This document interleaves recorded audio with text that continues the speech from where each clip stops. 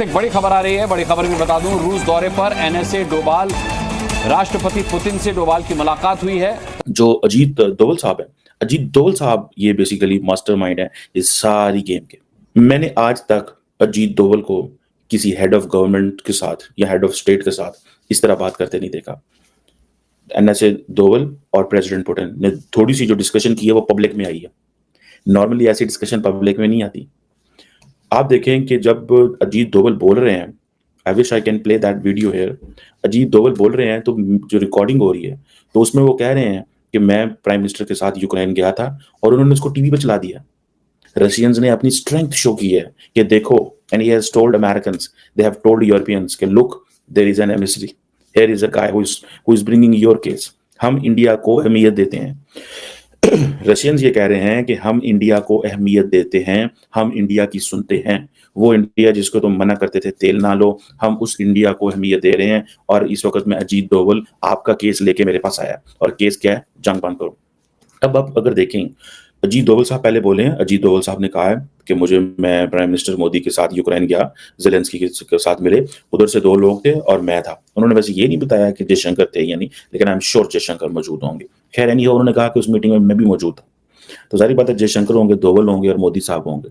और उन्होंने ये भी कहा डोभाल साहब ने प्रेसिडेंट पुतिन को कि जेलेंस्की के साथ सिर्फ 2 लोग मौजूद थे। अब जाहिर बात है वो कौन से 2 लोग होंगे वो बाद में उन्होंने बताया होगा। और उसमें क्या है, उसमें बात हुई होगी टॉक्स के हवाले से। सो इतना जो हिस्सा है डोभाल साहब की बात का, वो टीवी पर चला दिया है रशियंस ने। उधर से प्रेसिडेंट पुतिन जो है, उन्होंने भी अपनी इतना कोई हिस्सा जो टॉक है वो टीवी पर चलवा दिया। ठीक है, it's not an ordinary thing, it's a very very extraordinary thing.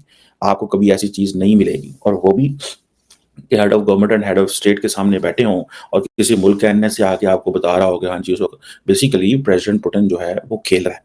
खेल क्या रहा है कि लुक, इंडिया को आप मना करते थे, India can play a neutral role. Basically Putin साहब जो देखे ना, तो अगर सच्ची देखा है तो पुतिन साहब इंडिया का जो कद काठा बड़ा कर रहे हैं।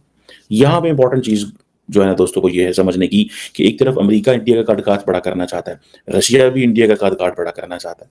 भाई कद काठ बड़ा करना ही होता है ना, they are giving them relevance.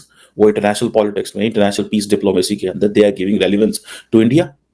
अगर ये इंडिया डील करवाने में कामयाब हो जाए, अगर इंडिया ये डील करवाने में कामयाब हो जाए, तो समझ लें कि अमेरिकन बेसिकली चाहते हैं कि चाइना वो ना कर सके जो वो चाइना का वो रोल नहीं चाहते। वो समझते हैं कि चाइना जो फॉर एग्जांपल सऊदी अरब और यूएई, सऊदी अरब और ईरान का जो रिप्रोच में कराया था, डायलॉग कराया था, तो वो समझते हैं कि इंडिया को हम वो रोल दें क्योंकि इंडिया हमारा एक ट्रस्टेड पार्टनर है, हम उसके साथ बात कर सकते हैं। ठीक है, लेकिन आपको इस चीज का अंदाजा होना चाहिए, a country which got independence 77 years earlier now is in a great power politics, is in a great power politics. Great power जो है उसके पास आके At the end of the year, I completed with a return of 40%. So I started with around 10 lakhs. बैठी हुई हैं वो great powers. देखें यहाँ पे आ जाती है फिर इंडिया की नॉन अलाइनमेंट की पॉलिसी, कि जब जो ये दोनों कोल्ड वॉर में लड़ रहे थे, इंडिया ने कहा वी आर नॉन अलाइंड, वो अपना ब्लॉक बना के बैठ के साइड में, और पाकिस्तान जाके अमेरिका के साथ जंग में शुरू हो गया और सारे मुजाहिदीन बना लिए, पाकिस्तान पर डिक्टेटरशिप आ गई, हम सारे मुजाहिद हो गए, हम तो उस चीज में चले गए। इंडिया इकोनॉमी, ट्रेड, बिजनेस अपने आप को साइड वे कर लिया। मैं आपको दोस्तों जिंदगी का एक लेसन देना चाहता हूँ कि जब भी आप जिंदगी के किसी भी काम के शुरू के अरसे में होते हैं, so you always have to be neutral, और you always have to be apolitical, और you always show your neutrality, or you don't get into politics. While after achieving some time, जिंदगी में कुछ अर्सा अचीव करने के बाद, कुछ वक्त गुजारने के बाद, आप ये कह सकते हैं कि हाँ जी अब मैं अपने, मेरे पाँव लग गए हैं, मैं स्टेबल हूँ हर लिहाज से, अब मैं वो करना चाहूंगा जो मुझे आज से 20 साल या 30 साल पहले कहा जा रहा था करने का।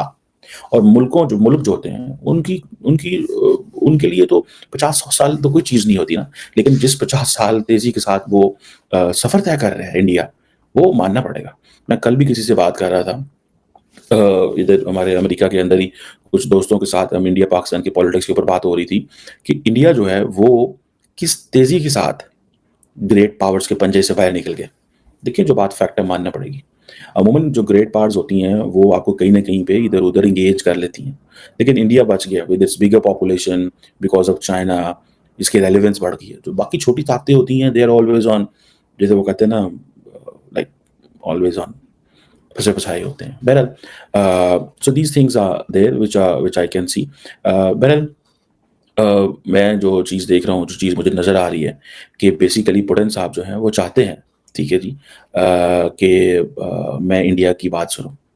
और अमेरिकन्स जो हैं वो भी इस चीज़ को महसूस करते हैं कि हमारे पास कोई और बंदा नहीं है सिवाय इंडिया के। सच्ची बात तो ये है कि हमारे पास कोई और बंदा नहीं है। आपको पता है जब प्रेज़िडेंट पुतिन की मोदी साहब से मुलाकात हुई तो उन्होंने कहा कि हम 2030 तक जो है वो अपनी ट्रेड $100 बिलियन पे ले जाएँगे। दुनिया के ऐसे कितने मुल्क हैं जहाँ नरेंद्र मोदी जाता और कहता मैं अपनी ट्रेड इतने पे ले जाऊँगा।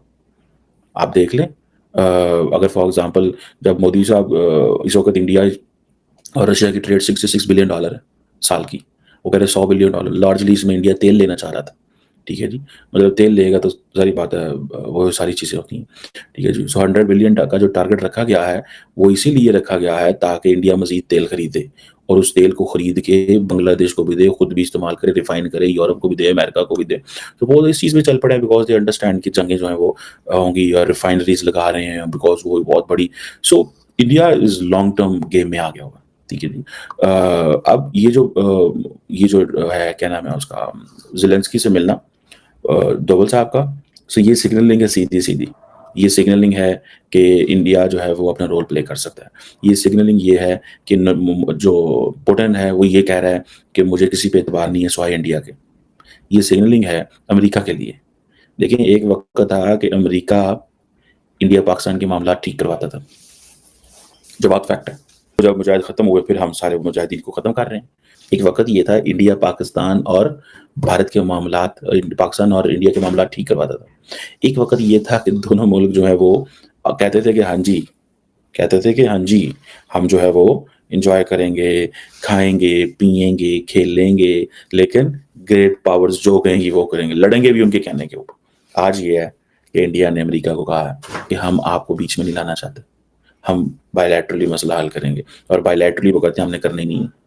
हम अपने मसले खुद ही हल करेंगे और हम पाकिस्तान से बात ही नहीं करनी। ये है पावर इंडिया की फॉरेन पॉलिसी। आपको पता है कि मोदी साहब स्पेशल ट्रेन पे पोलैंड से के रास्ते जो है वो पहुंचे थे ज़ेलेंस्की को मिलने और वहाँ पे उन्होंने उसके वहाँ पे थापड़ा रखा, हाथ रखा।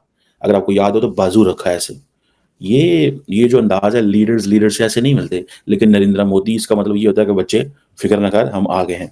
मैं आपको सच्ची बात बताऊं, leaders don't put hand like that for long. तो एक सिंपैथी का फैक्टर मोदी साहब ने दिखाया, लेकिन that was a very powerful gesture. He wanted to show the European Union to the west कि देखें